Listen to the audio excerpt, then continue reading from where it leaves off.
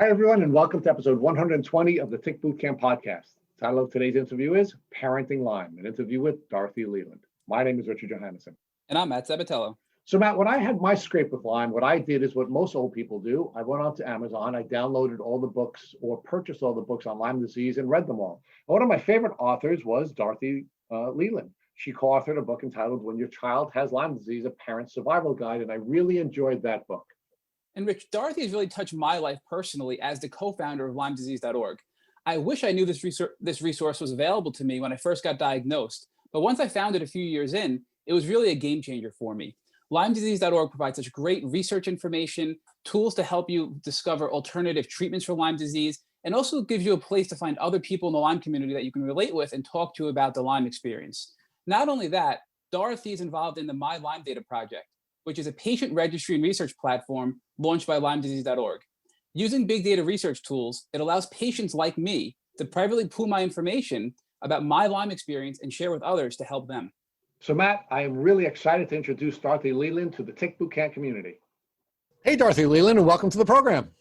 Thank you. Happy to be here. Well, we're really blessed to have you. So, Dorothy, can you share with us where you live? I live in Davis, California, which is Northern California near Sacramento. All right, so as New Yorkers, we always call you folks over in California on the left coast. So welcome left coast to the Tick Bootcamp podcast. And Dorothy, tell us about your background. Do you mean my personal background, or you mean my background? Tell us, are you married? Do you have any children? What's your educational background? Talk to us about those kinds of things. Okay.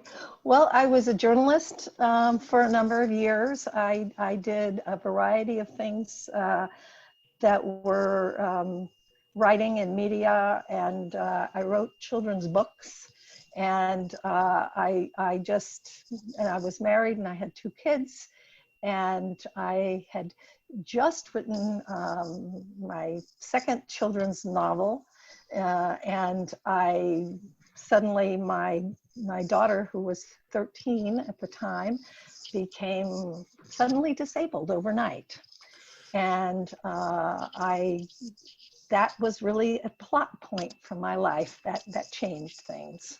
So Dorothy, you're living the dream, right? You're writing children's books. You have a couple of beautiful kids, and your daughter, Rachel, who at the time was an athletic young child, comes down with a series of illnesses. So can you share with us how Rachel was doing before she started to show her symptoms of her tick disease, and how that changed?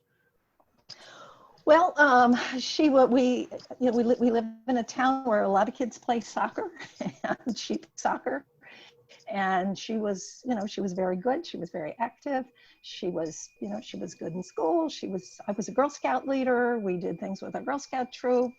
And all of a sudden she fell and injured herself in a soccer game. She hurt her wrist, but nobody, that happens when kids play soccer. And we put ice on it, and she took ibuprofen, and it just seemed like that was one of those things, and you get by, you continue with life. Except for us, that was the beginning of a great unraveling. And within a few weeks, she was in so much pain, she needed a wheelchair. She couldn't walk. Everything hurt too much. And people would say, well, why is your daughter in a wheelchair? Oh, she hurt her wrist. I mean, it seemed like kind of a strange thing to say. But looking back on it, it appeared that whatever that original injury was seemed to set off like a body-wide pain response. And pain was the thing she noticed the most, but there were all kinds of other weird symptoms that happened with it. And so we went to the doctor. And they said, they x-rayed the wrist, nothing wrong with the wrist. Oh, you'll get over it. Well, this hurts, the knee hurts, this hurts, the neck hurts. And we were getting in to see specialists, and they would take us seriously at first, and they would test whatever, they give tests for juvenile rheumatoid arthritis. They would give tests for these other things.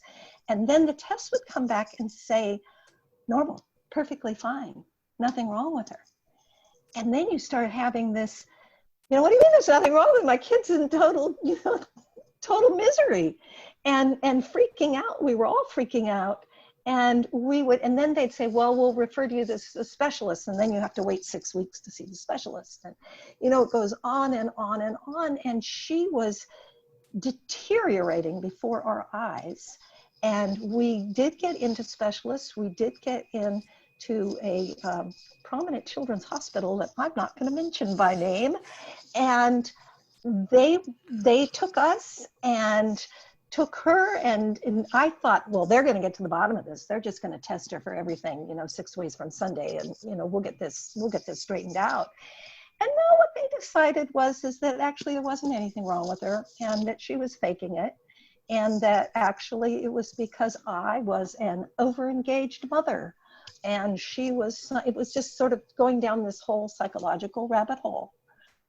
And it's not that, I mean, hey, when this happens to you, you do have psychological problems, and your mother has psychological problems.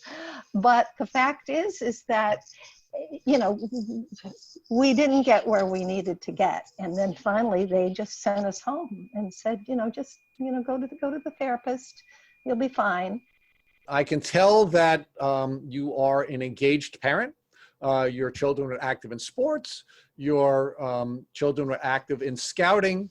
So you were in fact, you were accused of being an overly active mother, maybe a helicopter mom, they might have called you at that time. And I'm wondering, as an active mom, what you knew about ticks and what you knew about Lyme disease at the time that your daughter first started to show her symptoms of what you now know to be her tick disease. Well, that's easy. That's a big fat zero in terms of except for I started Googling things. And I was talking to a neighbor, and they, you know, my daughter was in a wheelchair. They knew we were having issues. And the neighbor said, you know, asked me, you know, what's the latest about Rachel? And, you know, I told him what I knew. And he said, well, you know, have you ever thought about Lyme disease? Because somebody that we know was in a similar situation, and it turned out that there was Lyme disease. And I said, I don't know. And I went right in and I started Googling it, and I called the doctor's office and asked for tests. And the bottom line was, we were told that it couldn't be Lyme disease because we lived in Davis and there's no Lyme disease in Davis. Well, let's talk about that for a second. So was your family just sort of isolated in the community where you lived? And did you ever leave that community? Well, that's what I said. That's what I said to the guy. I said, we don't spend all our time in Davis. You know, we've traveled. I was a Girl Scout leader. We went camping and, you know, hiking, lots of places that I now know have ticks. But see, one of the things in California, and it's not just California, but California is a big one, is that they just say, oh, I mean, even the CDC, you know, says, oh, you know, you don't have to worry about ticks in California. There's ticks, there are ticks. Actually, I have to say, I had never seen a tick before. I was not aware of them. But there was not a consciousness of it. So Dorothy, let's stay with that for a second. So we're now talking about 2005, and yes, you're clearly a very educated woman. You are a journalist who would be well aware of world events. You're a scout leader, you're a mom, yet you didn't have any information that you could transfer to your children that would allow them to be safe from ticks and Lyme disease, correct? Correct, absolutely correct. And that is one of the reasons that I ultimately got in, which I know I'm getting ahead of the story, but that's eventually because I got involved in doing the things that I got doing, because what do you mean nobody knows about this? But Dorothy, let's explore another piece of your story, and that is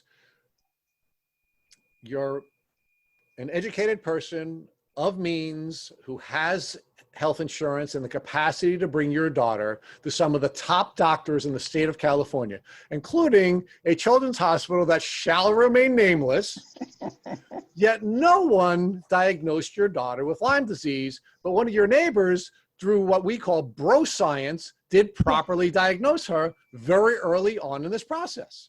Yeah, well, or pushed, you know, pointed us in a direction. pointed us in a direction that nobody else was doing, That was correct, though. I was going to say when we were at this, famous children's hospital, I had been doing at the time, we didn't even have, like now you could have your laptop or something while you were there in the waiting room. That didn't exist. But there was one computer that was available for families to use, like in sort of a little library or something in the hospital. And so when my daughter was sleeping or whatever, I would go down there and I would, be Googling stuff about, Lyme disease and whatever. And I asked, because I was coming up with this once my neighbor mentioned it. And I do have to say that at one point we insisted, and they gave us a test that I now know is lousy. And they said, oh, no, she doesn't have it. She's negative on the test. And when I even asked them, like for more information about the test, it was like, oh, well, they didn't know anything about the test. They just knew it was negative. And so anyway, it was actually written in my, so I was asking these doctors at the hospital about, Lyme disease and these things that I was learning. And when you leave the hospital, they write up a report, becomes part of your records. Many people don't get it. Maybe now you can get it online, but there you had to, if you wanted a copy of it, you had to send a self-addressed stamped envelope someplace and pay something. And I got a copy of the report afterwards, and it was written that the mother had an unrealistic idea that her daughter had Lyme disease. That was one of the things that they wrote in there, because I had asked about it. I mean, if I thought she had polio and I said, is there any possibility she could have polio? Would they have written that in there, that I had asked a question about it? I was looking for, for anything I could find. Anyway, it was overwhelmingly, it was a very frustrating, lonely experience where I felt like I didn't have anywhere to turn. And then when we got home, and we were, 'cause my daughter was there for a month, and when we were all back home and they had basically, kicked us out, what shall we do? And finally I contacted an acupuncturist in our hometown that I had some knowledge of before. And I went and talked to him just myself and said, do you know anything about this? And he said, well, I'll bring her in and we can, this or that. And we brought her in, and he talked to her for a long time, and he turned to me and he said, I think she has Lyme disease. He said, but I am not prepared to deal with it. And so you have to find somebody that can, that can help you with this. And so that gave me another direction. And then the thing that really helped the most at that time for me as an information source was online patient support groups. And there's a lot more of those now because, as I say, Facebook didn't exist. And, it was called LymeNet. It's still there, lymenet.org, org or com, anyway. And there was also California Lyme. There was a network of support groups for, California Lyme, New York Lyme, whatever. And California Lyme, I talked to those people and they said, you find this information, it's a variation on what you're doing with your podcast. You're finding people that have already been with it, been dealing with it, and they give you some suggestions. And that's how we found a doctor. We found an ILADS doctor. I don't know anything about ILADS before that. We found an ILADS doctor who was a couple of hours from our house, which isn't too bad in the Lyme world. Some people have to travel a lot further than that to get to somebody that knows something. And actually, that was only 9 months from when she first started showing symptoms to when we actually got a Lyme diagnosis. And I realize now that that's actually a very short time. And many people go years of going to doctors and taking tests and dealing with all this stuff, and the family falling apart, and because it is very hard on the whole family. I have a son too, and blessedly he was not ill, but I think he sometimes, years later, somebody said, somebody that knew me from the Lyme world happened to meet him and said, gee, I didn't know Dorothy had a son. And he said, yeah, I'm familiar with that. But we can laugh about it now, but when a child is so sick, when one family member is so sick, the resources of the family tend to revolve around that person.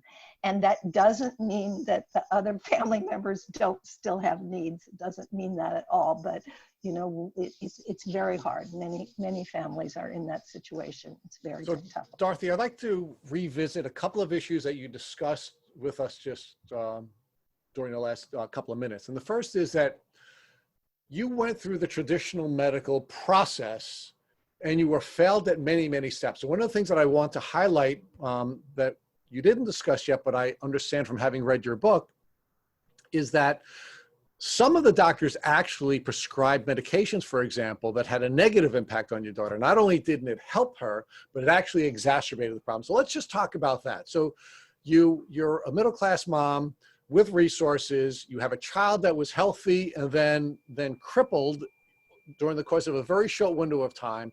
You start bringing her to traditional doctors and you can't get a diagnosis. It's clear that she has Lyme disease because many other people who are outside of the traditional system are diagnosing her or suggesting that that's a path you need to examine. And it's one of the things Matt and I talk about all the time. Like, we see Lyme very clearly. We meet people all the time and say, you need to get tested for Lyme disease because we know what the symptomology is, right?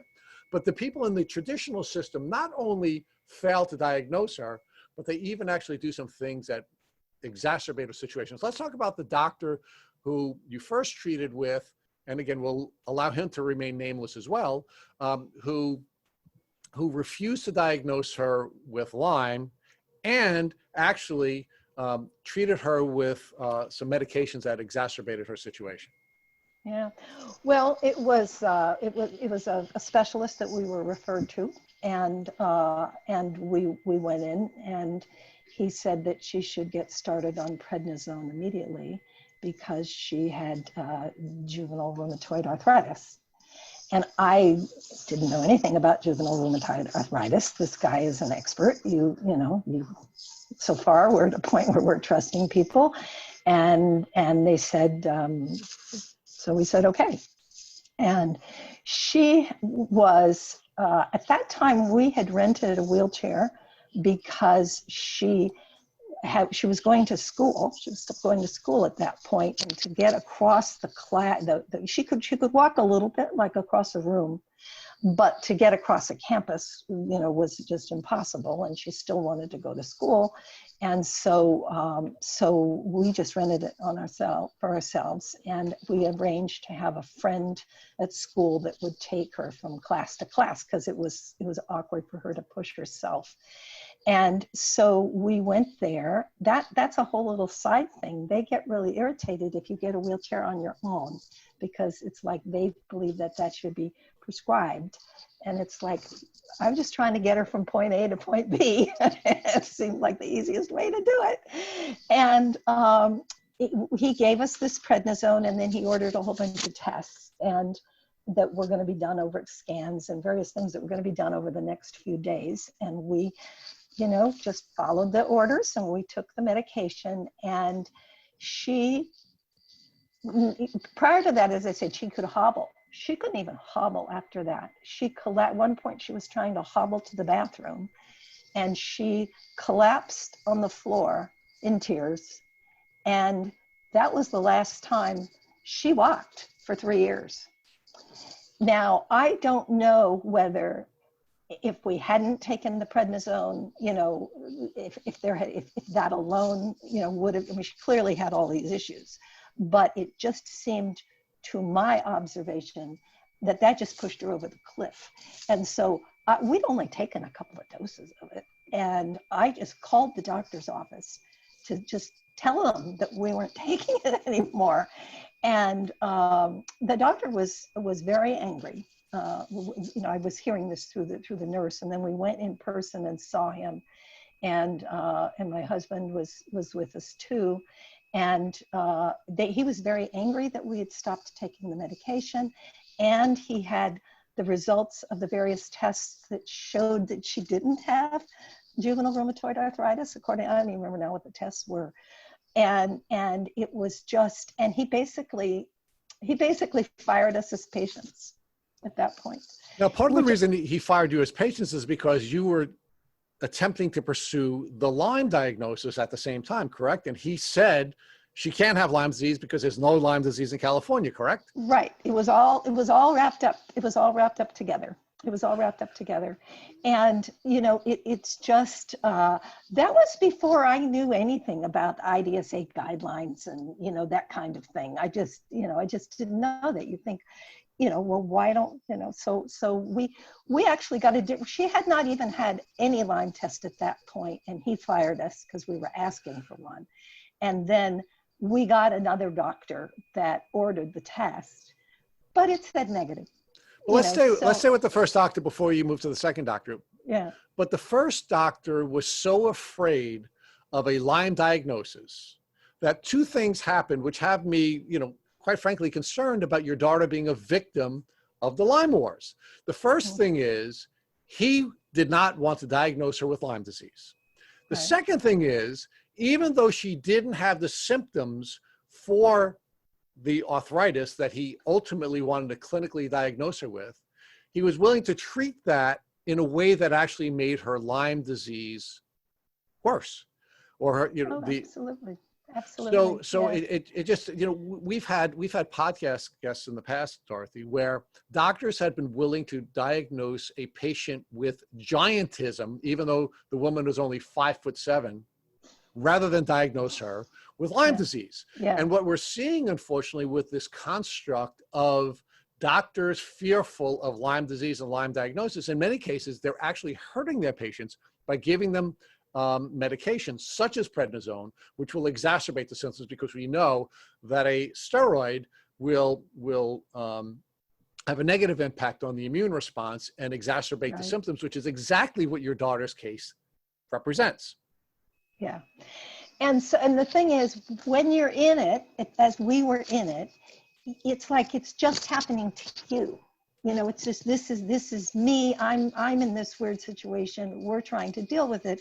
And it was years, you know, some years later that I would find out that that's happening to countless people all, you know, all over the country.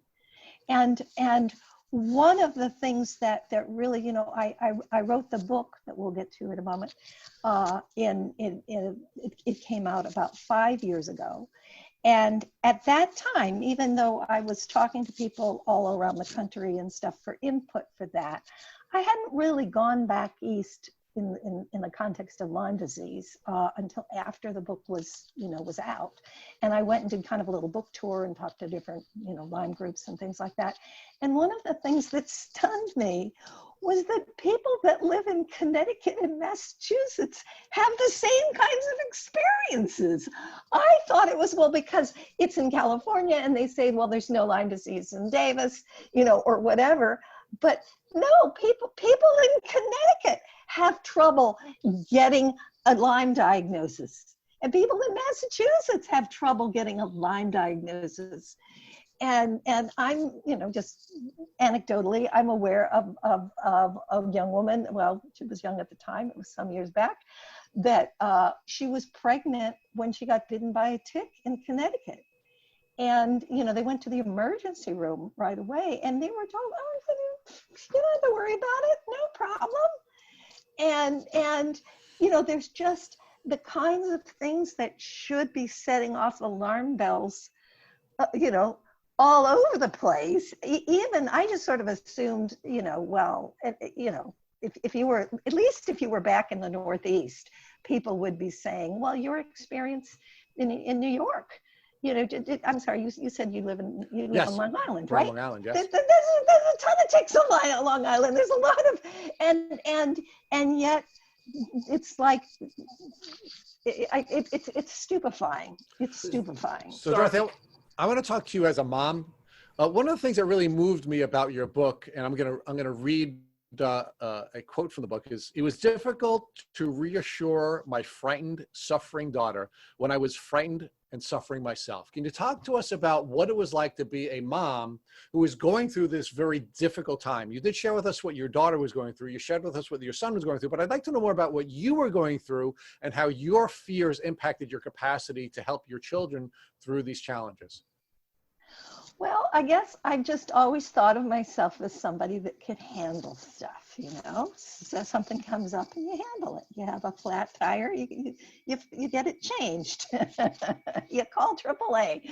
And we, as you mentioned, we had health insurance, we had doctors to go to, and suddenly it was like the ground was sort of disintegrating underneath our feet. And the institutions that we had trusted in the past, well, if there was a problem, you go to the doctor and you get what you need. It was really, that was going away. Any confidence that I had relative to that was going away. And also, I remember at the time sending an email to a friend of mine, and when we were in the worst of everything in the beginning and didn't know what we were, what was happening. And I said, those old cartoons where they show a train racing towards the gorge and the bridge is out and the train is going to go over. I said, that's what I feel like. We're on that runaway train and the bridge is out and we're going to go over the cliff and there's nothing we can do about it. And that was just so difficult. And it was, through that time that I started finding, I somehow found LymeNet, I somehow found California Lyme, because there wasn't anybody pointing you to it. You had to find it. And then you would talk to somebody online, and they'd say, oh, they had a child that had a similar situation. I was gearing towards the ones that were dealing with children. I mean, there's plenty of adults that were saying things about themselves, and that was useful too. But I would, when my daughter was asleep, I would go into the computer and I would just, use the search thing, the search engine on LymeNet, and I would look up all these keywords and medications and whatever, and find out things that people, that anybody else had said. And that was my lifeline. It was like, oh, there are people that get through it. And I remember one of the things I found online, it was a couple of years old at the time that I saw it, but it was an interview that the Washington Post had done with the author Amy Tan. And, she lived in California and New York or wherever, somewhere back east. She sort of divided her time between the two places. And she said, when she was in California, and she had lots of different problems than what we had. She had a lot of, she was having hallucinations and all kinds of stuff. And, but she would go to top doctors and, they would just say, no, it wasn't this, blah, blah, blah, blah. And then when she finally got a Lyme diagnosis, they said, oh, well, you can't have Lyme because you're in California. And she's saying, well, but half the year I'm in New York. So it was just very strange to me that so many people of seemingly different situations were running, hitting their heads against the same brick walls. Dorothy, after you were fired by your daughter's rheumatologist because he was making her worse, what doctor did you see next? What were your next steps after that?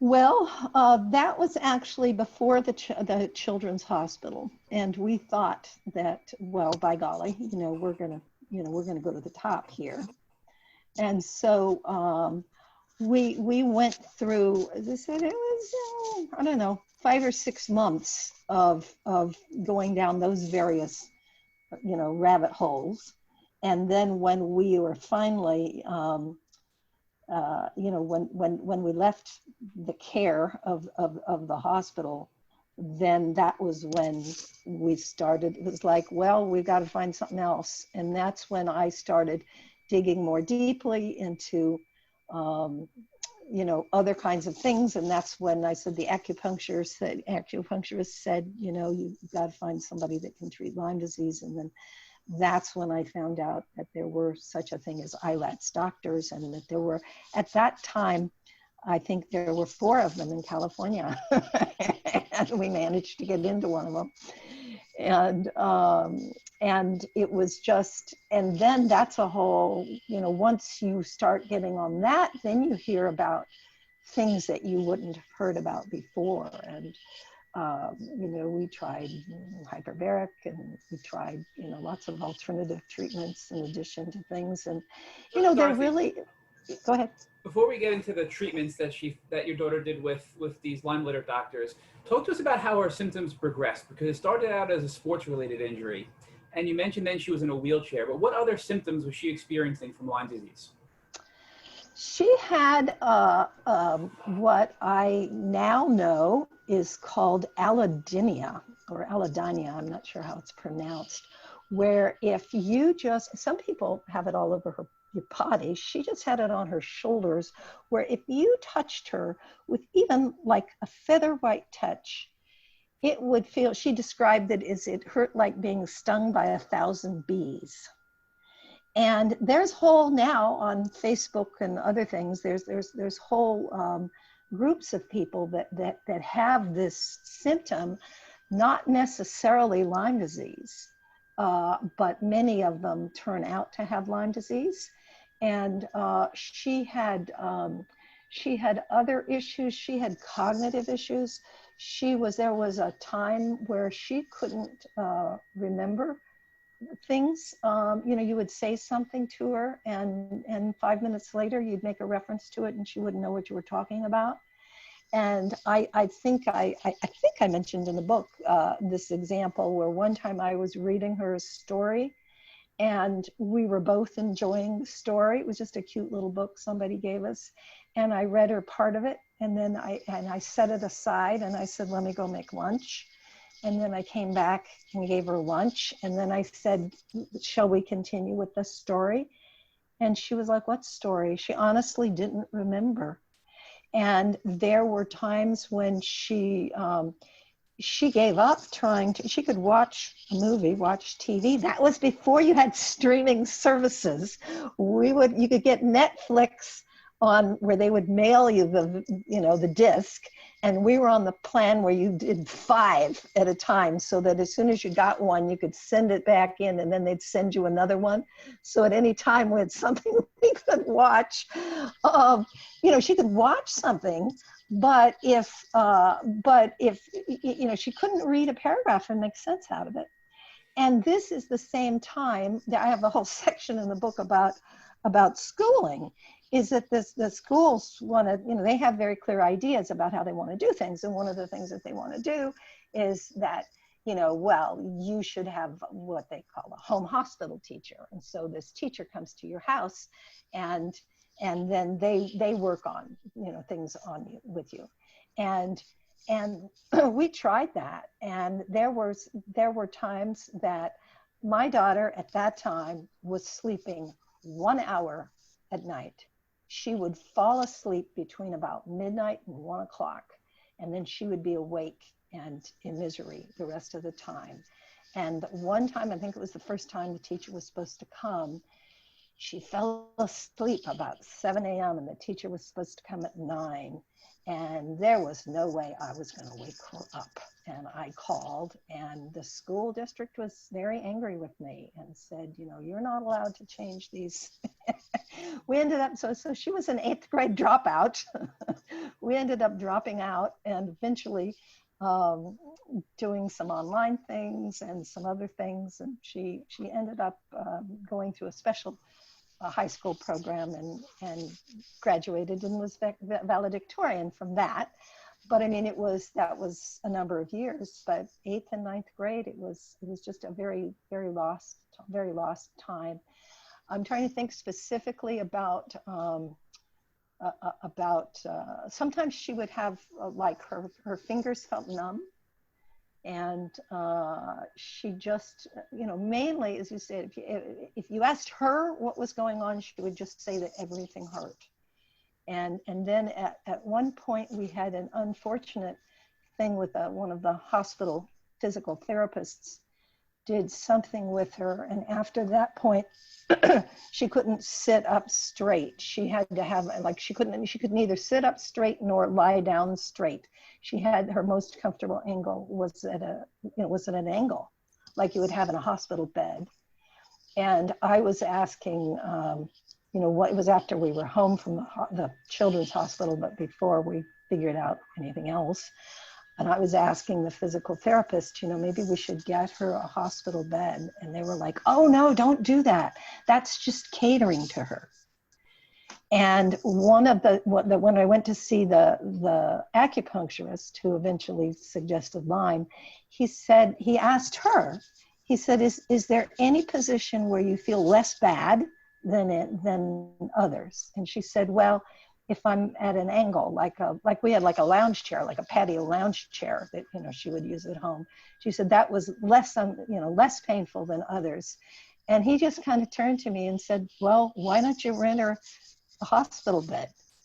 And it's like, the true answer to that is because, the hospital said I shouldn't do that. I'd be a bad mother if I did that.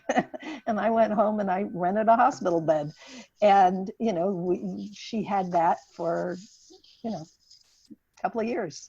I mean, I think we eventually bought one, but it was, anyway, lots of strange things, but cognitive things and emotional stuff of being, that's a real depressing situation to be in anyway. And then, what may have, Lyme disease, can organically cause depression as well. And so that was an issue as well. And we did find her a specialist, a child therapist that saw her throughout the time, who did not go into it knowing anything about Lyme disease, but was very willing to be educated.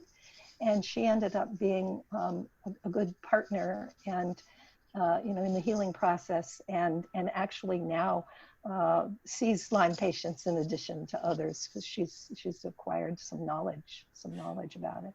So Dorothy, yes. this period of time before you found your Lyme literate doctor through iLads, was there anything that you stumbled upon that helped your daughter, aside from therapy that helped her get through the psychological components, that you can recommend as a tip or a trick or a hack to people that are listening to treat some of the symptoms? There were things that we didn't find in that situation. I mean, we found them later. To say we had years to work on that. There were some things that, again, that I found about online about castor oil packs, which is, castor oil. I always heard castor oil was something, like you'd read in novels that somebody's grandmother made them take when they were feeling ill. I knew nothing about it, but you can actually put it and make a little poultice out of, like, I took an old flannel pillowcase and tore it up into pieces, and you would put this on it, on your knee. The knees were the things that worked best for her. She had a lot of knee pain. And she said that helped her feel better. It brought some relief. Later, through the years, we found there's a lot of kinds of body work that help people. You have to be careful with body work, getting a massage or a Reiki treatment, or, there's a variety of other things. Sometimes those can make people feel worse. But she found that, as we continued the journey, as it were, that we found some people that were, there was actually a massage therapist in our town who specializes in medical massage.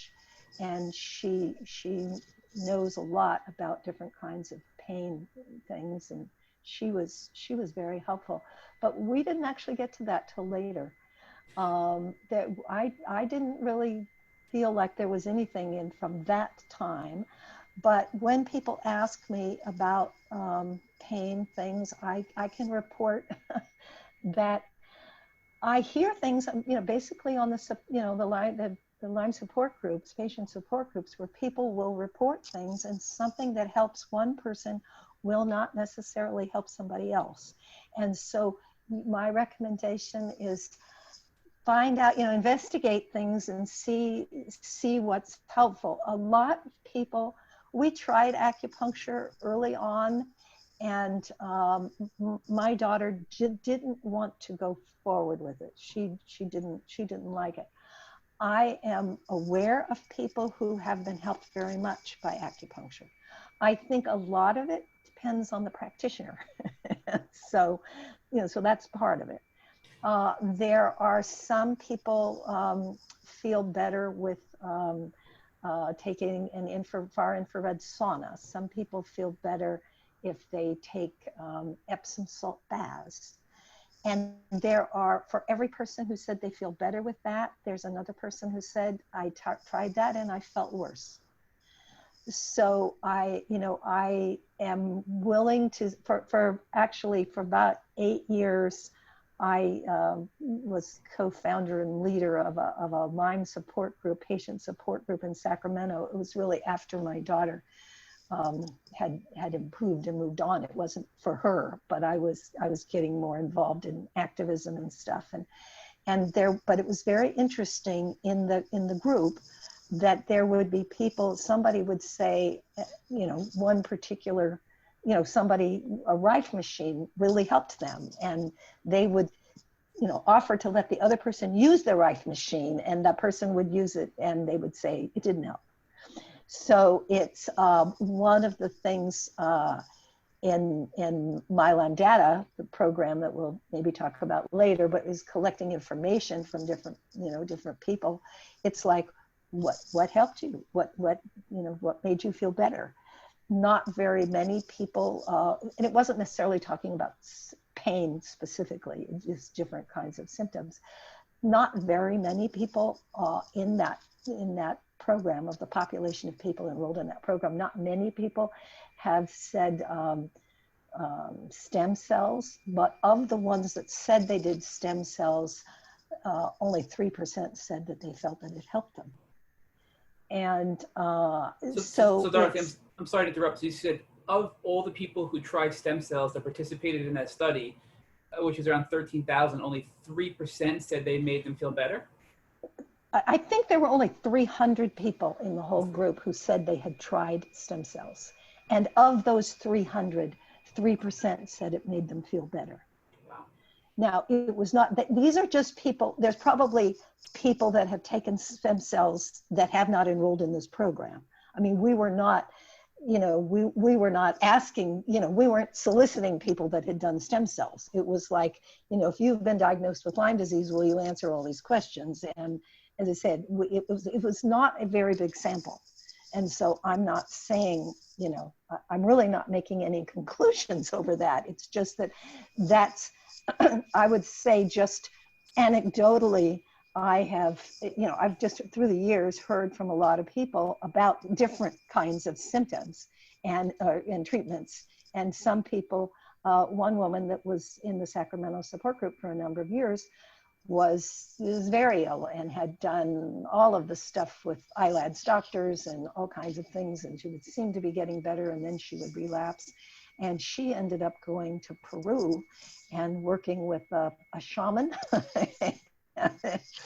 And she came back in great shape, and I believe is still doing well. I'm not really in contact with her anymore, but and so somebody else was a friend of hers in the group, went to the same place. She helped her, and she went down there, and they went to the same shaman, did the same treatment, and it didn't help that woman at all. And so I'm not saying it didn't help the first woman.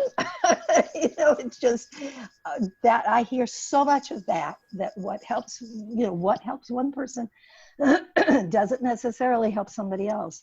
And that's one of the crazy things about this.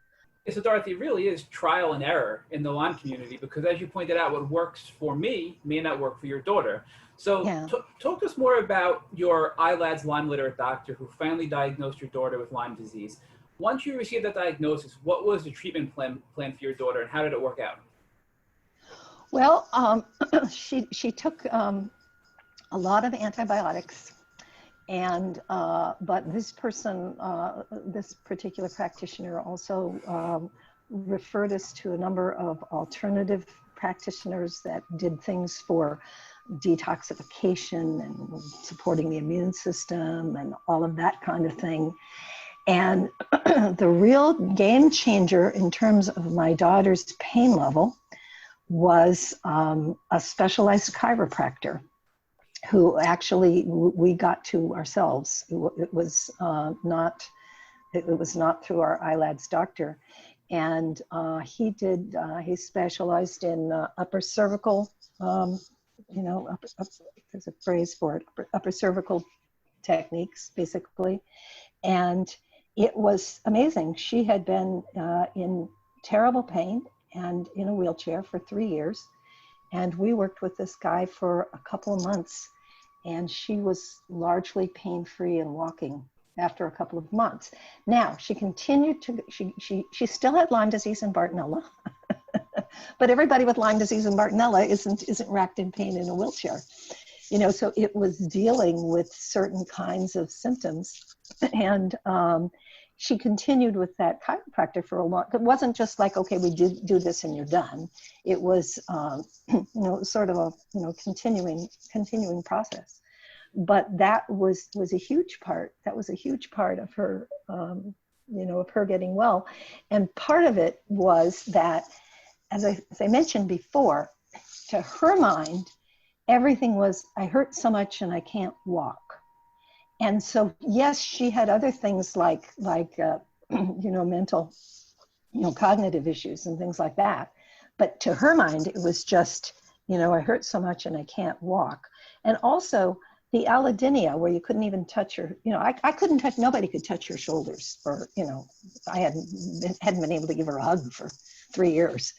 And the allodynia continued beyond the time that she was otherwise pain-free and walking, but eventually that cleared up.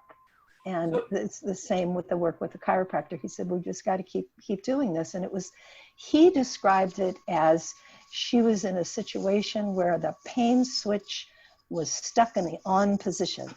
And by realigning the body and, doing things that would get to the point where the body would turn the pain switch off. And darned if that didn't happen.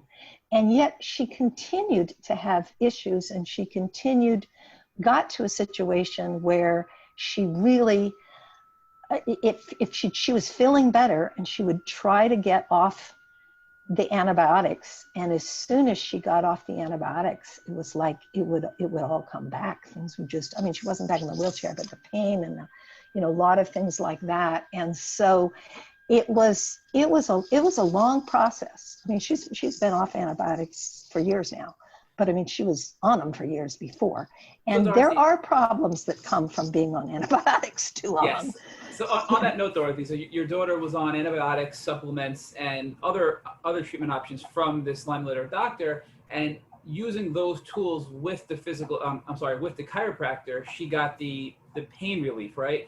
Now, right. When every time you took her off the antibiotics, you mentioned the pain would come back still with the chiropractor. Is that correct? Right. And so now, it was the antibiotics were doing something, and whether it was what we think it's doing or it's doing something else. The antibiotics were doing something, and she did.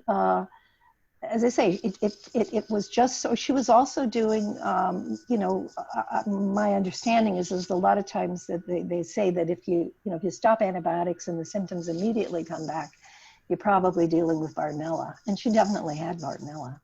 And Bartonella is really hard to get rid of. Some people think it's even harder to get rid of than Lyme. And so she was doing, a variety of treatments, and as I say, eventually it pulled together, and eventually it worked. And then she went to college. She lived at home for 2 years and went to community college, and then she transferred to Oregon, to Portland State University, as a junior. And while she was up there, she started having all kinds of weird problems that were different weird problems than she had before.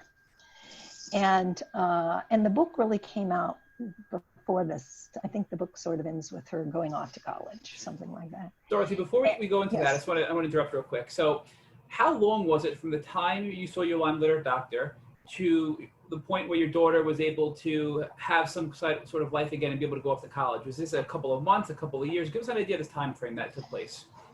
Oh, well, it was, we saw the Lyme doctor in the tail end of '05, and she was walking 3 years later. Her walking day is '08.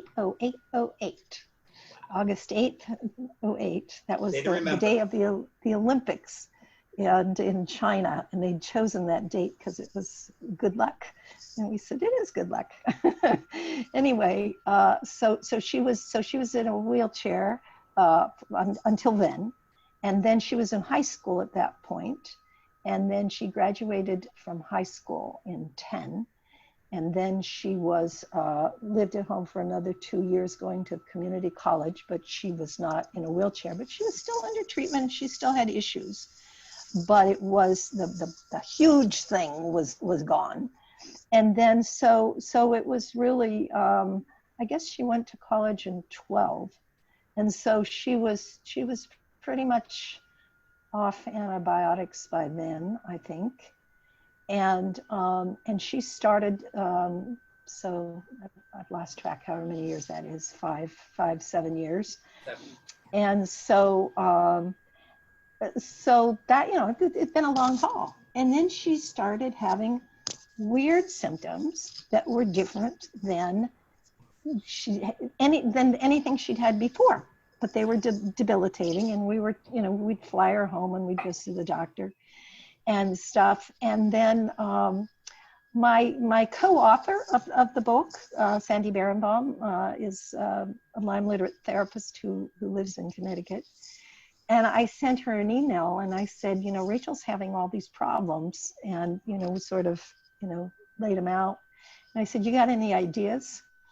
And she sent them to a friend of hers who is an ILADS doctor, and didn't say who it was, didn't say anything, said, do you have any ideas for this person? And the person read the list and said, mold. And so that was sort of another rabbit hole we went down. She was off the charts. And of course, Portland had all kinds of, mold issues in the rooms she was in. And she and her boyfriend at one point snuck in and took a mold sample from one of the rooms that she'd been, had her classes in. And it was just, stachybotrys. That building has since been torn down at Portland, but mold really incapacitated her in related and different ways than the Lyme situation. And a lot of people with Lyme disease end up having issues with mold. So Dorothy, let's just focus on that for a second. So now your daughter's finally feeling better and she's starting to have these new symptoms in college, right? And now you're finding that they're related to mold, because most likely she's more susceptible to mold because of her previous experience with Lyme disease. So explain to us how these symptoms were different, so people listening can try to identify what symptoms may be mold related and what symptoms may just be a consequence of actual Lyme disease itself.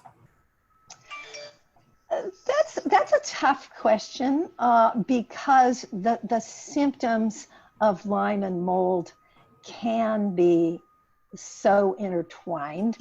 I happen to have something sitting on my desk right now. It's called the Townsend Letter, and it's a magazine that's been around for a long time. Their subtitle is The Examiner of Alternative Medicine, And the cover story is Dr. Nicola Ducharme. I don't know if you guys have you interviewed her? We have actually interviewed her. Yes, she's a and wonderful person. Her cover story is about Lyme disease and mold, and that she talks about how, you know, when somebody first comes into her, one of the things that she needs with these kinds of problems, you know, she needs to try to tease out, you know, is this because of Lyme? Is this because of mold? Is it, you know, because of both, or something else? You know, and that's the thing.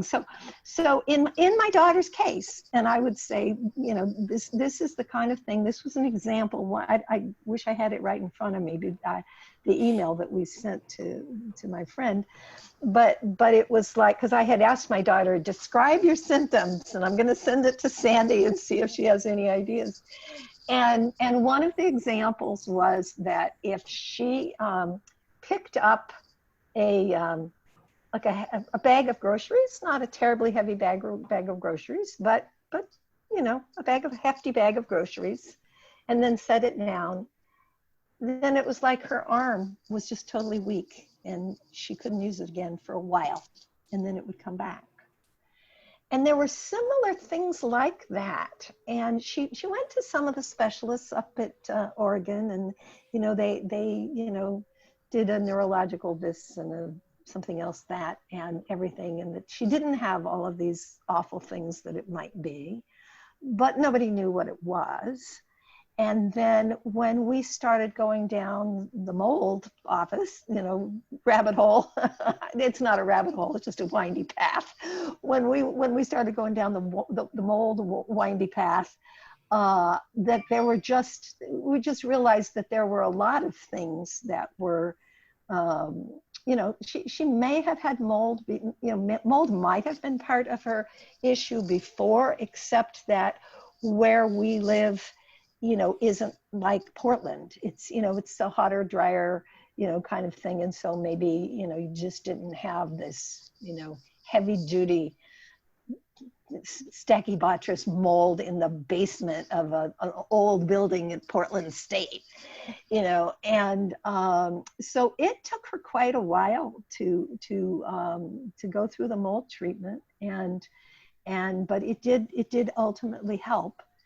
And then sorry to interrupt again. I just want to ask you, what was the treatment for the mold illness? I'm sure a lot of people listening are curious to know what your daughter did to heal and recover from the mold exposure. Well, one of the things that you have to do is you have to avoid it, you know, so you have to make sure you're living in a place that's clean and you're avoiding places that are moldy. And it got to the fact, you know, to the point where she had a real sensitive nose. She could walk into a room and say, "Oh, there's mold here," and turn around and go back. You know, that they say that there's mold sniffing dogs, but I think a lot of mold patients kind of learn that for themselves. You know, it smells like that, I got to get out. And she had her place. She was living in an apartment, and she had it tested, and it was okay. So anyway, but then it's a complicated protocol, but basically there are things that you do to, you know, to detoxify your you know, mold. A lot of people have mold circulating around in them, and there's ways that you have to get it out. And sometimes it's taking charcoal supplements. And, so things like, you know, binders that will help bind the mold and eliminate it and get it out of your body, in addition to avoiding the exposure of the mold as much as possible, because in some cases it is impossible to fully avoid mold. And it sounds like that was the case for your daughter, because she couldn't not go to class, right? So she had to keep going to school, but try to limit her exposure as much as possible, right? Yeah, except she ended up having to drop out of school. I mean, she graduated, but then she got into graduate school there, and she had to drop out because she was so impaired by the mold. And so she has, you know, she has moved on to other things, and she now lives in Arizona. And I remember that when she told the mold doctor she was moving to Arizona, he said, "Yay!" But the fact is that even though that it's drier there, you have all of these air conditioned buildings that have leaky air conditioning. And so she said when they hadn't been in Arizona very long, she said at one point they went in, they weren't staying at the hotel, but for some reason they walked into a hotel. It was a meeting there or something, I don't remember what it was. And she said she walked in and she turned around and she walked out because she could smell it. It was mold. So I got to ask you, and I'm going to interrupt again. It's just, there's so many good parts about what you're saying, and we don't want to miss some of the stuff. If you had to describe it, it's probably hard because I don't know if your daughter ever explained this to you. What would she describe the mold smelled like? So for people that think they may start to be understanding what the smell is like, people that are sick with Lyme and mold illness, how can you describe that? Or how can your daughter describe that? Yeah, I don't have a good answer to that question. I don't know. I always assumed that it was sort of a musty smell, but I don't know that I ever had her, explain that. But then it was just because and it didn't even, while she was still up in Oregon, at one point, she woke up and couldn't see out of her left eye. And it turned out, she described it as looking like there was a gray Frisbee in front of her eye, but she could see color around the edges, but the gray Frisbee was most of it. And it turned out that she had something called central retinal vein occlusion, which is something that typically happens to people that are really old, like in their 80s or something. It's a blood clot behind the retina, I believe. And she, anyway, we later found in consultation with our ILADS doctors and others that actually happens a lot with people with Bartonella. And so we, I flew up there and we went to eye doctors and specialists and whatever. And the treatment for that is that they give you a shot of something that's actually a cancer drug, even though it's just not cancer. Give you a shot in your eyeball, which doesn't sound charming to most of us. And that they suspected that she would have to have treatments every month or two for about a year or two till this cleared up.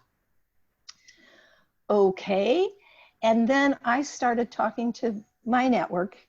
And it turns out that there are studies that show that hyperbaric oxygen treatment is helpful for this situation. And so she had actually had hyperbaric as part of the Lyme thing. And that's one of those things, some people have wonderful results, some people have no results, some people are in the middle. We were kind of in the middle to the low end. We didn't feel like there was much of a response to hyperbaric when she took it initially for Lyme disease. When she took it for the eyes, she had her eyesight back after 5 treatments. And she had one shot before we did the hyperbaric, from the other eye doctor. And when she went back, and this was a top specialist, Oregon, one of their big places there. Anyway, stopping saying names. But she went back to him and said, yeah, look, I did the, look, I can see. And she told him about the hyperbaric and everything. And he said, well, I'm really glad you could see, but I just want you to know that the hyperbaric didn't have anything to do with it. It was because you had the shot of Avastin. But he's the one that told us that she was going to need 10 or 12 shots. So anyway, I said, I'm happy she has her eyesight back. I don't care whether maybe it's a combination of the two. I don't know. And so that was, that was before that happened before the identification of the mold problem. And so this kind of thing I hear from Lyme patients a lot, that these things come up, weird conditions come up. And if somebody hasn't given a study about it, there's no place in there that says, oh, this is going to happen. This thing is directly related to Lyme disease or Bartonella or whatever. I mean, a lot of it is anecdotal. All I know is we got our daughter out of the wheelchair by doing a package of things. We got her eyesight back after doing a package of things. We got her to be able to tolerate things, you know, mold and stuff. And then she was in Arizona and working at a school, and she's a speech therapist in a school, and she had, well, two different issues. One was the thing about like picking up the groceries that had happened a little bit back in Oregon. She had that, but it was much heavier, where she would, if she picked up her right arm at all and did anything with it, it would fall to the side and be, she couldn't move it, and it was purple and it was cold to the touch. And she went to a lot of, you know, the different kinds of doctors that you go to, and everybody, well, I don't know what that is. And we found, again, through talking to other people, that we found this wonderful practitioner called a chiropractic neurologist. And he worked with her for about half a year, and that problem went away. And there was no medication that was part of it. It was all kind of brain stuff, and you know, sort of brain exercises and things. And you know, we've just had, and I didn't even get to the part we're talking about DNRS, and I don't know, you know, this is just, I don't know if this is the direction you guys wanted to go in, but Dorothy, this is perfect. You're going in the right direction. Okay. And we want to explore though this neurologist you just described, because your daughter wasn't able to really move her arm, had almost no muscle or ability in use of her arm, and it would now come back. It would come back. It would be like she would do something with her arm, and then she couldn't use it for like a day or something, and she would be incredibly tired, and she would just have to go to bed. And then the next day, it would be like it came back, and it was all right until the next time it happened. And it was just that I had never even heard of chiropractic neurology, but it is apparently somebody becomes a chiropractor, and that's, I don't know, 4 years or whatever it is, and then they do an additional 4 years of training in neurology. But they are not MDs. They do not prescribe medication. And they have things. I went to one of her appointments with her once, and they had, one of the things is like they had her with right next to a mirror, and that she was supposed to do certain kinds of movements while she was looking in the mirror. And I had just watched a television show, I think it was Grey's Anatomy, where they had somebody doing something like that. It's just part of the storyline where they were doing these mirror images, and it had to, I don't even remember the details, but it was like, oh yeah, that's that thing I just saw on TV.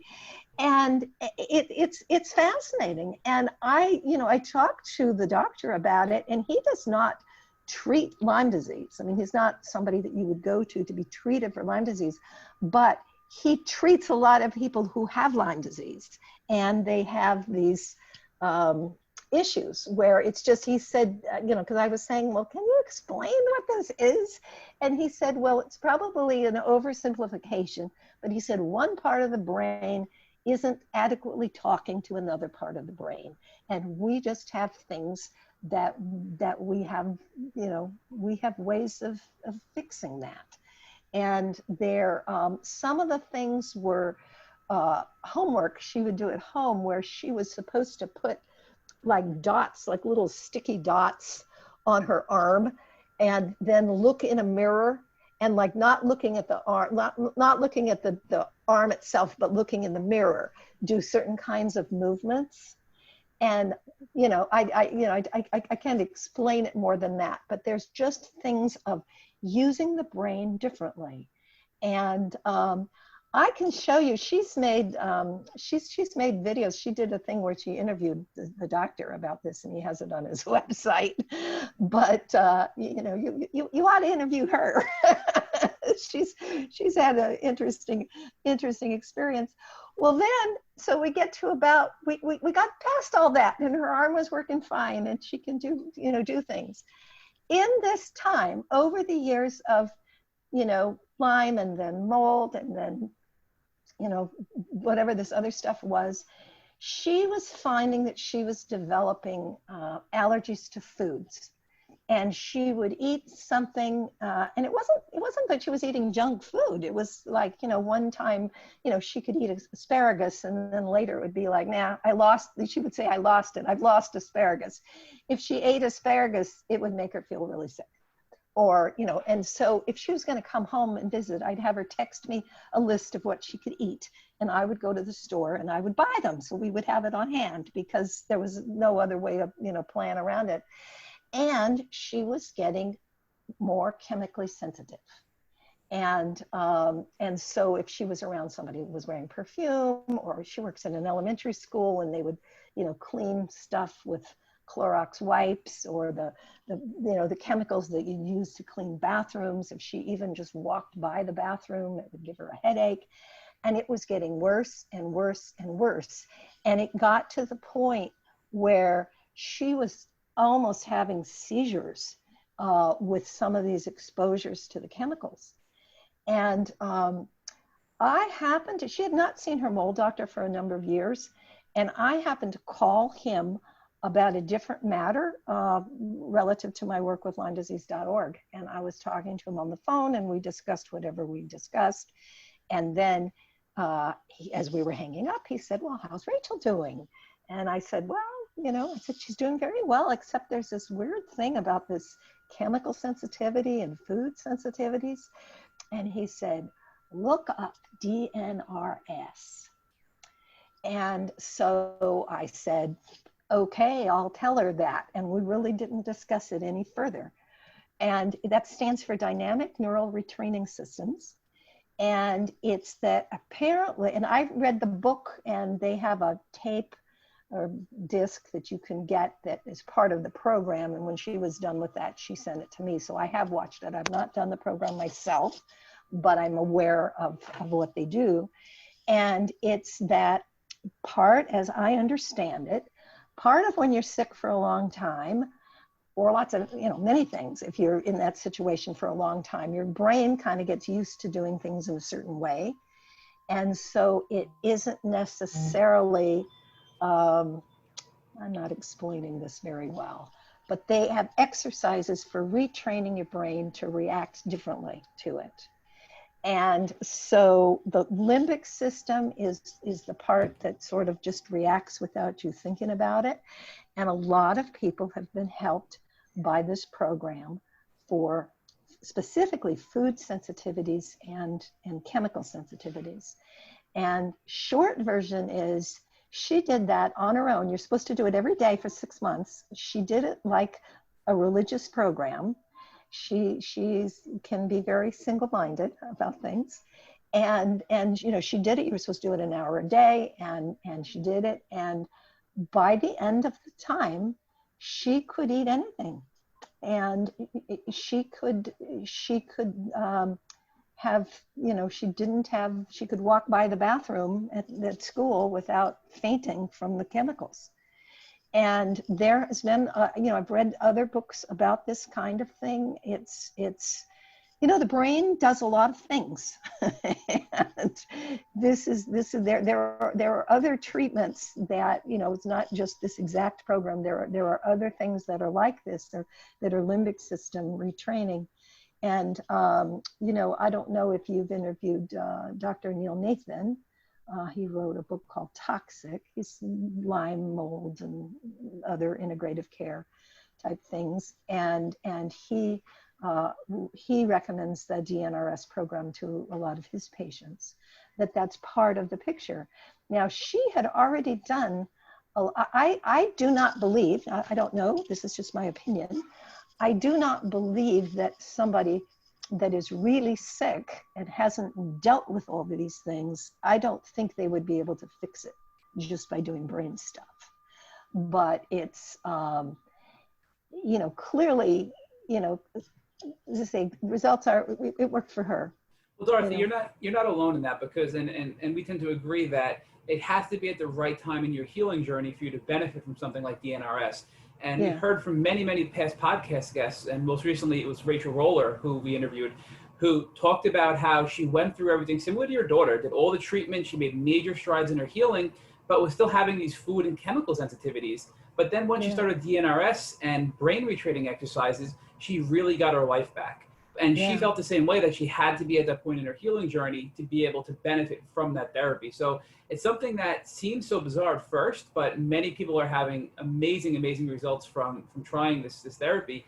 And I want to ask you this question now, because your daughter went from being in a wheelchair, not being able to sleep, and being miserable, but it sounds like she's made such major progress. So how's your daughter's health today? She's in good shape. She's in good shape, and she she had been doing a lot of physical activity and stuff that a lot of that has been shut down.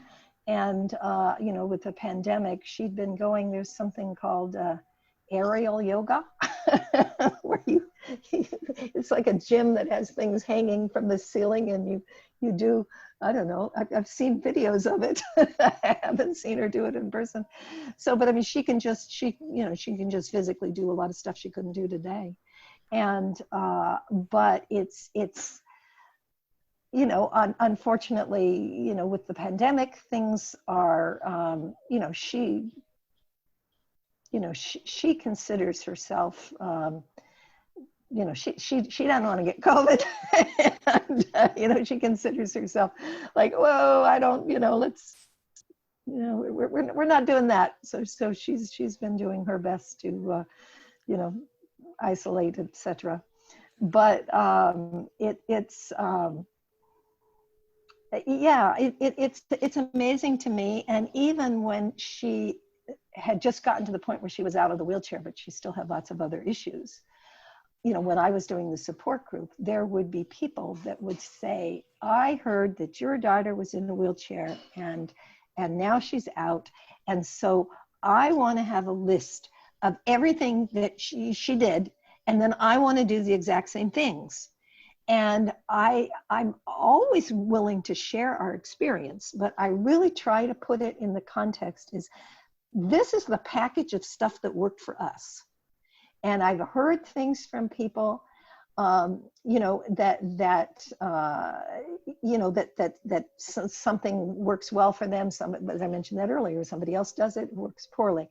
In the Sacramento support group, there was something you don't hear about much anymore, but there was an alternative treatment in the early days that was getting a lot of currency. That was the SALT C protocol. High levels of sodium, high levels of vitamin C, and that there were people that claimed that it really helped them. And there was a fellow that in our group that had Lyme for years, had Lyme before it was a thing. Had been bitten by a tick and had health problems before, it had ever been identified as Lyme disease. And later, anyway. So he tried the SALT C protocol, and he said that it helped him amazingly. And he came to the group and he told people all about it. And I said, hey, I know him. I'm glad he found something that helped him. And another woman in the group talked to him about it and went home and tried it.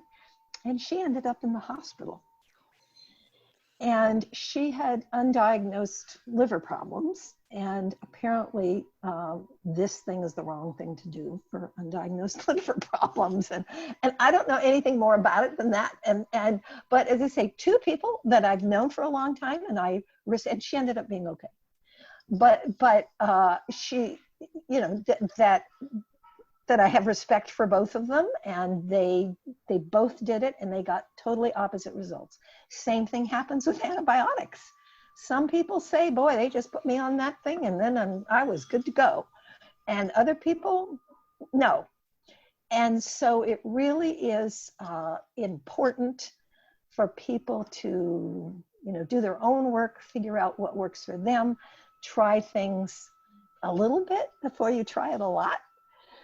and find out, you know, that I have no personal experience at all, but there's, you know, there's a lot of people that are having good results with disulfiram. And what I would suggest to anybody that asks is there are some Facebook groups for people that are on disulfiram, specifically disulfiram for Lyme. And I would recommend that somebody get on there and really get to know them and talk to them and figure out what you're doing. And if you decide to go in that direction. I don't give people treatment advice. You know, I don't tell them they should or shouldn't try disulfiram, but I'm happy to tell people that I think they should do their research before they do something. So Dorothy, it's really wonderful to hear that your daughter's doing so well. So now I have another question for you. And how are you doing? How is mom doing after going on this really, really difficult journey with your daughter? Well, it's an interesting question. When I was in the midst of all of that, and I hear this from other people too, it's like, boy, when I'm done with this fire that's right in front of me, you know, I'm going to do something to fix this situation. And, you know, when my daughter was still in the worst of it, was when I found out online that Andy Wilson was making the movie Under Our Skin. And they were, you know, they were doing fundraising. That was before GoFundMe pages or Kickstarter or whatever. But they were, you know, circling around and asking people for donations and whatever. And yeah, I sent him $100. I'm not going to be, I'm not in a position to be one of his big time donors. But I sent him an email and I said, is there anything that I can do for you long distance? I said, I can't leave the house, but I said, I remember saying I'm good with my Google finger. So I said, can you, I said, is there anything that I can do for you? And he sent me a list of stuff, of things that they wanted to research, you know, just that, you know, can you locate, I don't even remember now what it was. Can you find this? Can you find this? And I went through the list and I found them all and I sent them back. And quickly, you know, like the next day or something. And he was like, oh, well, thank you. And then he sent me some more. And so I remember feeling empowered by that. And then when that movie came back, they also gave me, my name is in the credits, and research or something. I don't remember what they said. But I was like, yeah, I can do something. And so that's when, I had long been involved with these online groups. And so one of California Lyme was started by Phyllis Mervine, who's the founder of what's now called LymeDisease.org. At that time, it was called California Lyme Disease Association. And I got to know her through that. And eventually it was like, well, when I got to a point where I could do things more, even if it wasn't so much leaving the house, but I could, you know, sit at the computer and do my own stuff. It wasn't just, you know, just specifically trying to find treatment for my daughter. I just started getting involved with, as I say, first CALDA, now we're called LymeDisease.org. And when then Facebook started in like, 06 or 07 or something like that. And I think I got on it on 08. That was when my daughter started walking and my life freed up a lot. And so, you know, Facebook and Twitter and that was when people were just starting to talk about blogs. That was just a thing. I remember when people were talking about blogs and I was never sure exactly what blogs were. And then that was when the Huffington Post got started, which now is kind of a different thing than it was in the beginning, but that was really groundbreaking. And they had all these collection of blogs in one place. And I remember meeting Lorraine Johnson in person, who's the head of our organization. And I told her, I told her about that when I was looking for information, there wasn't any place to go and get it. Where's this, you know, I want information about Lyme disease. And so we talked about starting blogs. And so we did. It's been 11 and a half years ago. We started the LymeDisease.org blogs, and I started a blog called Touched by Lyme, and Lorraine started something called Lyme Policy Wonk. We now use blogs from guests, guest writers and other people. So we in different categories. Sometimes patients telling their stories, sometimes a researcher, that kind of thing. We also just run news items if something comes out, relative to Lyme disease. And so we started that, and then we started posting those on Facebook and Twitter, and now there's Pinterest and Instagram and all of that kind of spreading out to that. And what's really happened in the beginning, 15 years ago, I could only find one book on Amazon that had to do with Lyme disease. And there was very little information online that had to do with Lyme disease. And I started Google alerts for myself for Lyme disease and co-infections and, all of those kinds of things. And the Lyme disease Google alert, I'd get maybe one notification a week. And now it's the opposite problem. There's so much, I get probably 100 Google alerts for Lyme disease. I probably get 100 listings a day. And it doesn't mean that they're all necessarily worthwhile, but they show up. And there's lots of information about Lyme disease, from the various advocacy groups, which I'd say in general that's good information. There's a lot of information that isn't, that isn't great. And there's tons of books on Amazon. If you just put in Lyme disease, there's just, I haven't done that lately, but I mean, it's a big number, whatever it is, it's a big number.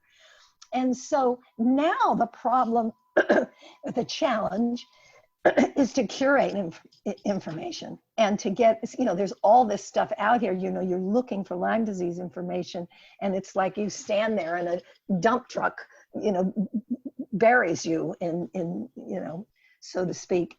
And so it's, so I still do I'm the editor of the blogs. And so, other people may write them, but I choose them and shape them and that kind of thing. And then we, then that information is shared via social media and whatever. And so I get a lot of satisfaction out of that. And I feel like I remember those days. Back in 05 or 06, there was a time where Dr. Jones, the pediatric Lyme specialist in Connecticut, was being brought up on charges. And that's later shown in the movie Under Our Skin, for people that might be familiar with that. But I was aware through looking at things on LymeNet that this was going on. And I kept, I wanted to have more information about it, and I would Google it and whatever. And there was no information out there in the universe, seemingly. And so that's one of the things that I have viewed our news blogs and the social media that goes along with it, of pointing things out to people. It's a place where you can go and find out, well, what is happening. And there's still, our doctors their medical licenses are being, challenged because of, refusal to follow the IDSA, the IDSA guidelines. And there are other issues that are coming up. And so it's kind of like, my little media fiefdom, where, we put those things.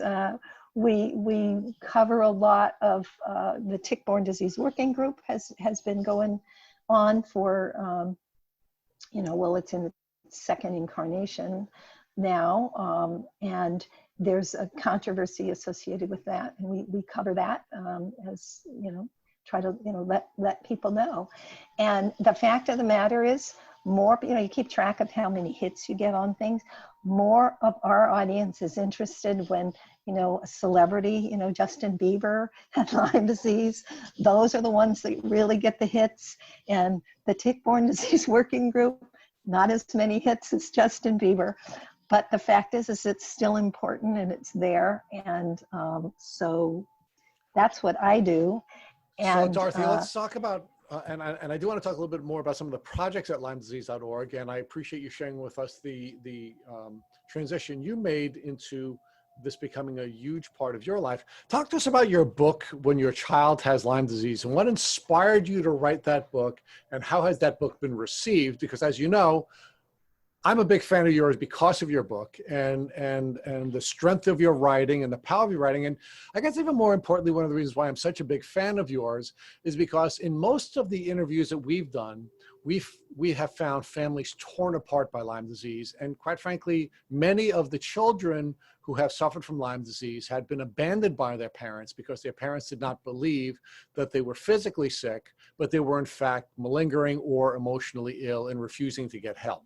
Whereas you went the opposite direction. You're one of the few, unfortunately, where you went from knowing nothing about ticks, never seeing one, nothing about Lyme disease, to now being one of the leading Lyme disease advocates in the country. So talk to us about how you went from where you were to where you are, and what role that played in you developing, I think, the premier guide on how families should come together to defend themselves against Lyme disease. well, yeah, that's really a loaded topic because families are torn apart by this. I think in our particular case, the fact that our daughter was so young when this is happening, I think that it is easier for the parent to believe, you know, this isn't normal for my child. You know, she needs our help. And go from that place. I hear so many stories from people, particularly that are like maybe in their 20s, or maybe they've already flown the nest, gone to college, done whatever they're doing, and then the parents are like, well, why are you being like this? You know, just get up. And it also depends on how it manifests, because if for many people, the overwhelming symptom is fatigue. In fact, in the My Lyme Data program, I believe that's the number one. You know, we ask people to list we ask everybody to say what are your 3 top symptoms. Doctor, before you go into that, why don't you share with our listeners what the program is and how they could participate, and then let's talk about some of the findings. So let's talk about the program first. Okay. Please. Okay. Well, My Lyme Data was started 5 years ago, 2015. We launched it, and there had never been any program to collect information about people with long-term Lyme disease. There are similar programs that some of them run by the government, some of them run by other research organizations that for, you know, various kinds of cancer or heart disease or whatever, but there'd never been any information about Lyme disease. And so, you know, for starters, you want to know how is it affecting people? And part of this is that the way the IDSA, Infectious Diseases Society of America, which puts out the Lyme guidelines that the CDC and others adhere to, they have always viewed Lyme disease as an acute illness, an acute early stage illness. You just, you know, give them 2-3 weeks of doxycycline and you're done. You know, you're good to go.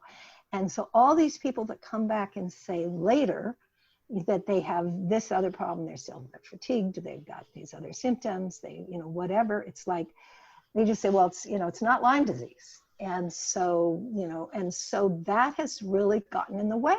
Why would you do a study of people if you don't accept that their disease even exists? And so we started it, and this is Lorraine Johnson is the principal investigator of it. She is the head of our organization, and she's an attorney, and she has lots of experience in lots of things, and she has had Lyme disease herself.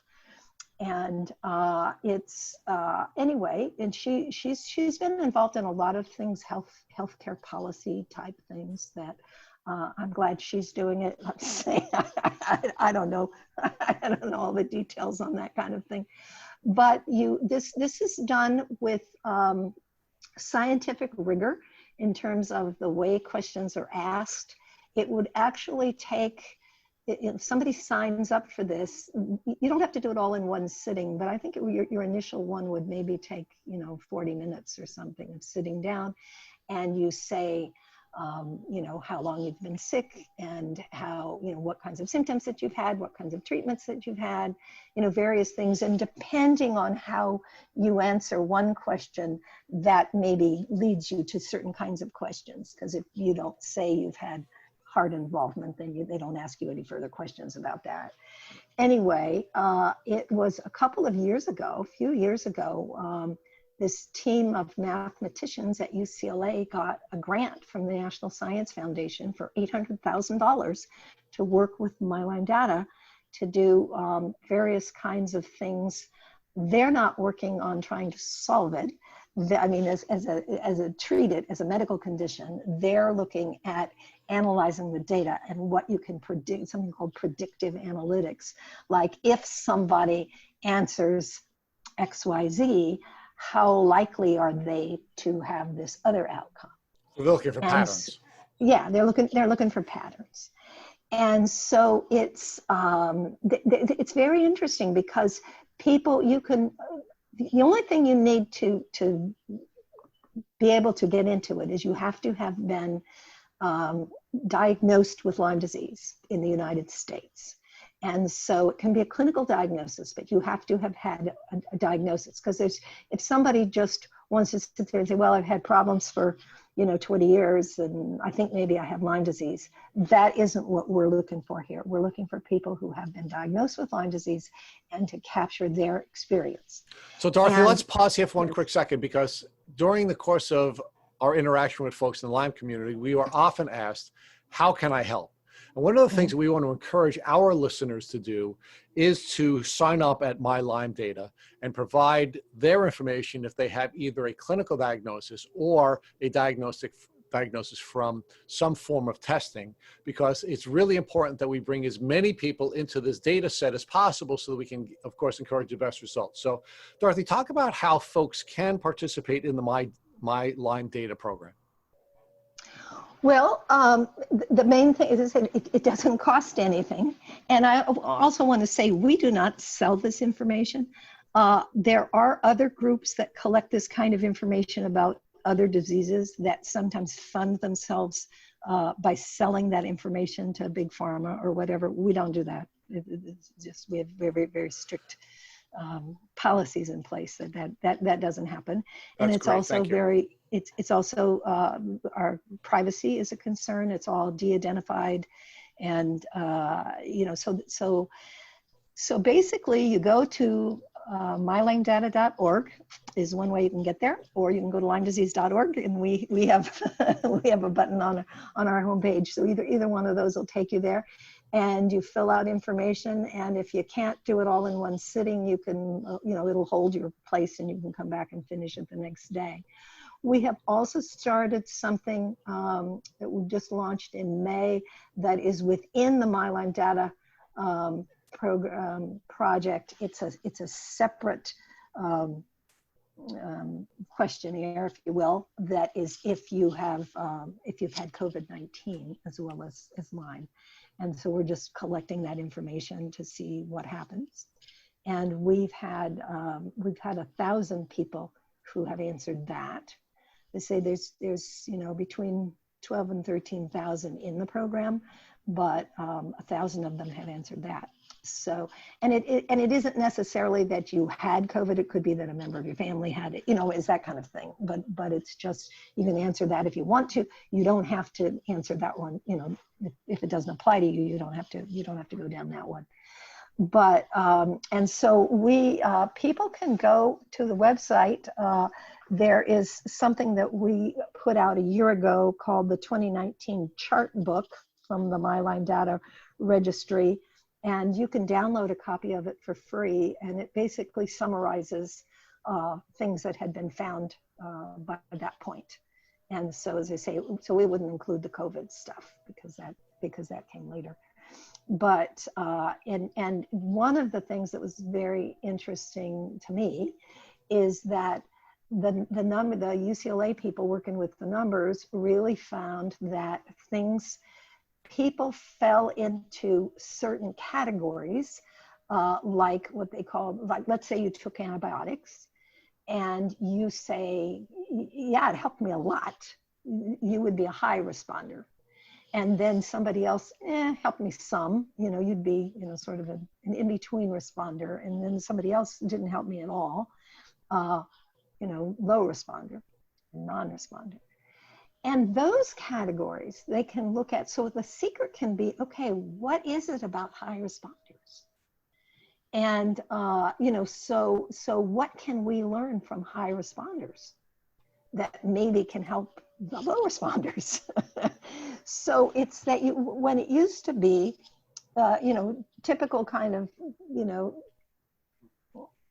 experiment or study, research, you might just say, oh, well, there were 20 people and 10 people, were helped by treatment and 10 people were not helped by treatment. So what's the average treatment response? 0. So it didn't help anybody. This way, let's look at the people that were helped and see if there's things that we can learn there. And we're also doing a study in terms of sex and gender, in terms of,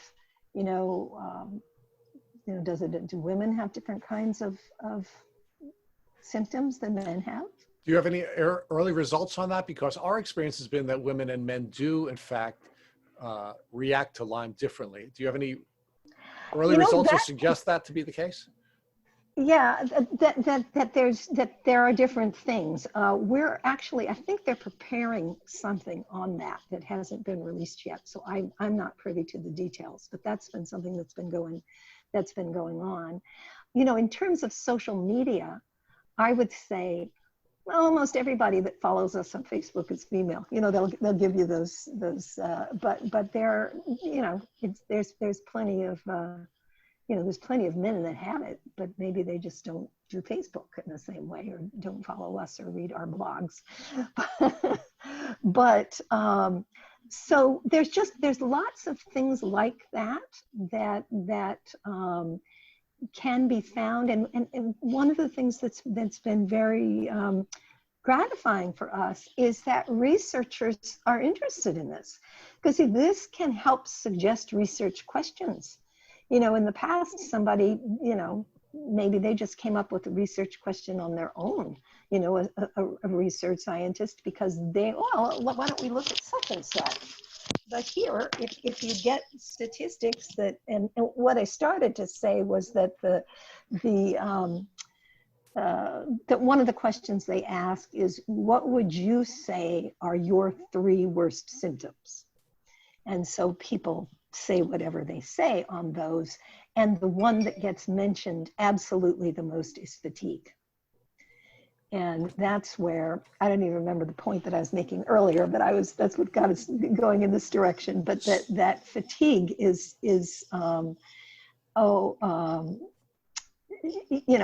but again, there's other people, even like with the COVID thing, initially they were saying, oh, everybody has a fever. Well, it turns out everybody doesn't have a fever. Right.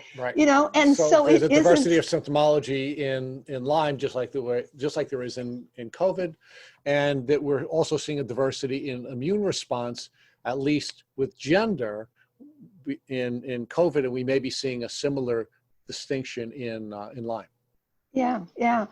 And so there's a lot of this stuff that, it's like as you were saying earlier, looking for patterns. You get this information. They have, I'm told they have more than 3 million data points in this program and for My Lyme Data. And you just wouldn't be able to do any of that without the big data technology that they have now. So you couldn't do that kind of study in the past.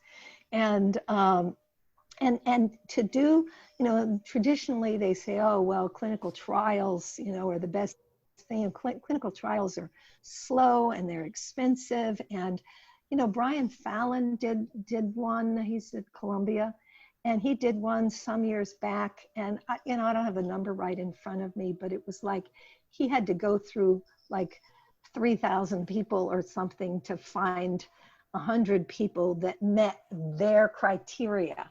You have to have certain kind of criteria to be allowed in the study. And then the study maybe is valid for people that meet those criteria, but how about all those other people that weren't included? It's not helping them. And so it's exciting. The My Lyme Data Project is exciting, and it's something that people can do. And what I started to say, so you sign up. It takes the first time, it takes more time, because you're putting your background and everything. And then, but then you get sent an email reminder, I don't know, every 6 months or something. And then they just ask if you would be willing to update things. So has something changed in the last 6 months? Are you on a different treatment? Are you getting better? Are you getting worse? No different, that kind of thing. And then, as I say, we offered this thing about the COVID, if that's something that somebody wants to participate in. So my daughter signed up for it. See, I can't sign up for it. I didn't have Lyme disease. Thank God you didn't. Right. But my daughter is a member, but she was one of the first people to sign up. And so as I say, it's every 6 months or whatever, they get this thing, and you can go in and you can, you're getting better, you're getting worse or whatever. And it's something that people can do. It's something that, just like when I was home and I wanted to do Googling for the movie, it's a contribution, a meaningful contribution that people can do. So Dorothy, let's talk about the future for Dorothy Leland. You went from being essentially a mom at home who was willing to offer her Googling skills and her research skills. You then became an activist in the community by joining organizations such as, I guess it was California Lyme or Cal Lyme, which then brought you to LymeDisease.org, and then, of course, authorship of a brilliant book. What's the future for Dorothy? Where do you go from here? Well, I don't know. Interesting question. I mean, I enjoy what I do with LymeDisease.org. I enjoy, more than I thought I was going to. I enjoy the process of, we're trying to bring in different voices in terms of guest blogs and that sort of thing. And so I invite people that are listening to this, if they want to write a guest blog, to send me an email. And we can't necessarily accept everything that gets submitted, but we are looking. And so my email is dleland, DLELAND @LymeDisease.org. And I shouldn't have to tell this audience that it's LYME. Sometimes some people, I tell them that's my email address and they spell it the other way. All right, and we'll make sure they don't add an S on Lyme either. Right. No Lyme's disease or no Lyme. Yeah, can't. So now, Dorothy, I take you to the place where we take every single one of our podcast guests at the end of the podcast interview. And that is, if God forbid, your son walked into your office and showed you that he was being bitten by a tick, what steps would you recommend that he take so that he would not have to suffer the terrible chronic Lyme disease journey that your daughter had to travel?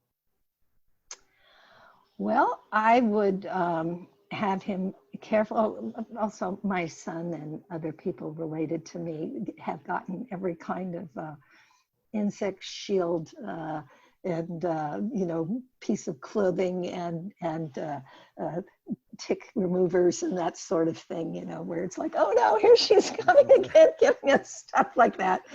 But All right, I would, so let's assume your son didn't wear all the shields that he would need right, in order to be able to avoid ticks, and the right. tick ultimately did bite him. What would you recommend that he do in that moment so that he wouldn't have to go on a chronic Lyme disease journey? I would recommend that he remove the tick carefully and send it to, there's a number of places that you know, where it can be checked for pathogens. And the only one that I can think of off the top of my head is tickreport.com, but there are others. That's the one that sticks in my brain at the moment, where you can send it. I think they're listed on our website too, but anyway.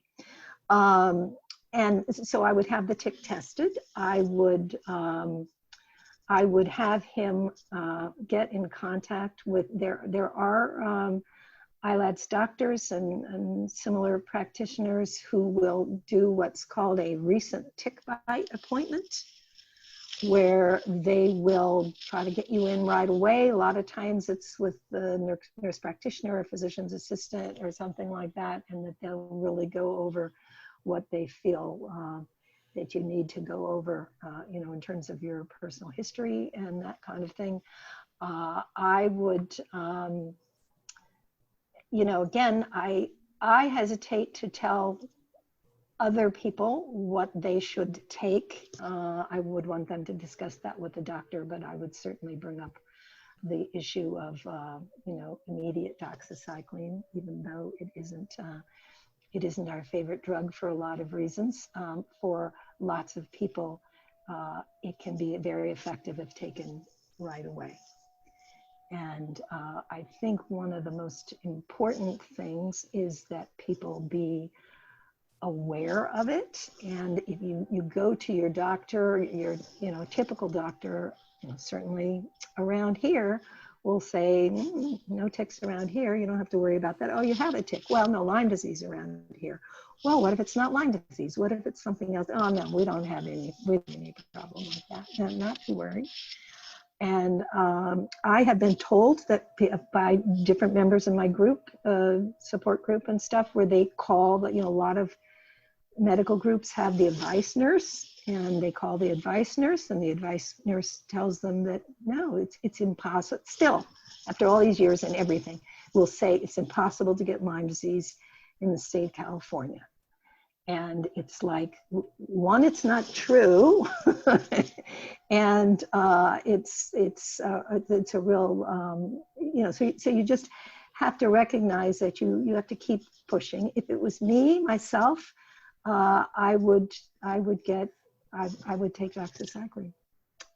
And then, but again, I know there are people that shouldn't do that for other reasons, and that there are, I was actually going to go and check, you interviewed Dr. Rowles recently, and I'm not sure what his recommendations might be. I think that there are some alternative recommendations for that.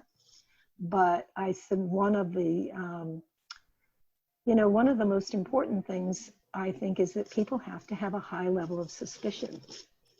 And instead of this, oh, you'll be fine, don't worry about it, isn't. But in my daughter's case, we were not aware of a tick bite. So tick bites, you know, an awful lot of people, you know, another issue that's just come out, you know, recently, I was reading something about it recently, is Borrelia miyamotoi. Actually, you know, it's a different kind of Borrelia, and it's actually in the relapsing fever category, and not specifically like Burgdorferi, but it gives pretty much the same symptoms as Lyme disease, and it doesn't show up in a test. And so, you know, You would urge folks to continue to be mindful of their symptoms, regardless of what the testing shows. Absolutely, absolutely. And including the thing is, including the testing of the tick, because there is the possibility that a tick could be tested for pathogens, but the pathogens that are tested are not going to be the entirety of the pathogens that could be spit into someone. And therefore, you may still get sick from Lyme disease, which, by the way, let me ask you this before I let you go. Do you define Lyme disease as a disease that is a consequence of being infected with one bacteria, or do you define Lyme disease as a multi-germ infection?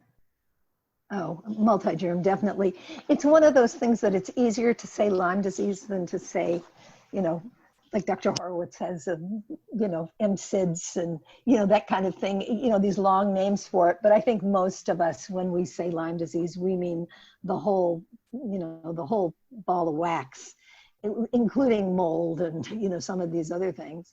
And you can also get, you know, you can get sick with something that didn't come from the tick, but the tick lowered your immune, you know, system. And so then you got this other thing on top of it.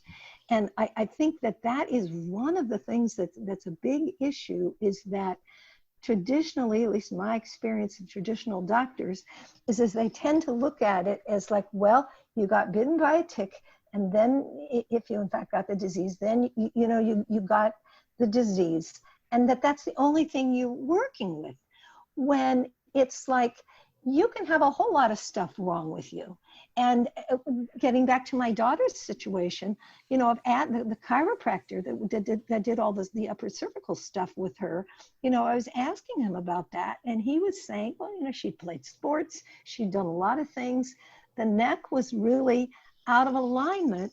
And then it made it, the body was less capable. It sort of impaired, that in itself impaired the immune system.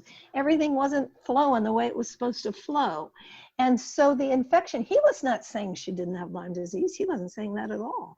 And there's plenty of people that have it and don't have that manifestation of it, you know? And so what package of symptoms is involving one person, you know? And what package of challenges they may have to their immune response, such as in your daughter's case, the cervical challenges that only the chiropractor would have been able to resolve for her. Right. And so it's like, you know, and yeah, it's very, I don't claim, I mean, you kindly referred to me as, you know, sort of an expert or something. I mean, I don't consider myself an expert at all. Well, we do. I mean, yeah, you know, it's that I have some experience in dealing with it, but there's so much that isn't known. There's so much that isn't known. And so the My Lyme Data program is one of the things that we're doing, is we're trying to uncover some of these things. I was just going to mention one more thing about My Lyme Data. We're actually going to separate this out into a separate thing that somebody would only have to do once. There is a way, if somebody has died, if somebody had Lyme disease and they died, not necessarily that they died from Lyme disease, they, you know, could have been a car accident, but somebody that is deceased, and if their family member wants to put information, you know, if they know information about the kind of treatment that they had and whatever, there is a mechanism for doing that as a program. That would just be a one-shot deal. Another wrinkle is that if you have little kids, a parent who is sick, the child is sick, a parent can do it on behalf of the child. Great. And then if the child, you know, then turns 18 and wants to continue doing it themselves, they can do that. Thank you for listening to the Tick Bootcamp interview with our guest, Dorothy Leland. To our listeners, we have a call to action. First, if you'd like to learn more about Dorothy Leland and her family's Lyme disease journey, please purchase her book, When Your Child Has Lyme Disease, A Parent's Survival Guide, or read her blog titled Touched by Lyme that appears regularly on LymeDisease.org. Second, if you enjoyed this episode of the Tick Bootcamp podcast, please share it with your friends by using the social media buttons you see at the bottom of the post. Third, we are regularly asked, what can I do to help on the Lyme disease cause? And the first answer we give to people is to recommend that they go to LymeDisease.org and participate in the My Lyme Data process. My Lyme Data is a patient-powered research project that was conceived by patients, run by patients, and addresses the issues patients care about. This project lets Lyme disease patients learn from each other, and provides data that is being used to drive research and to improve the lives of Lyme disease patients. Fourth, don't forget to subscribe to this podcast on iTunes, Google Play Music, or on Spotify to get your automatic episode updates of our Tick Boot Camp podcast. And finally, please take a minute to leave us a review on iTunes or our website. Thank you for listening.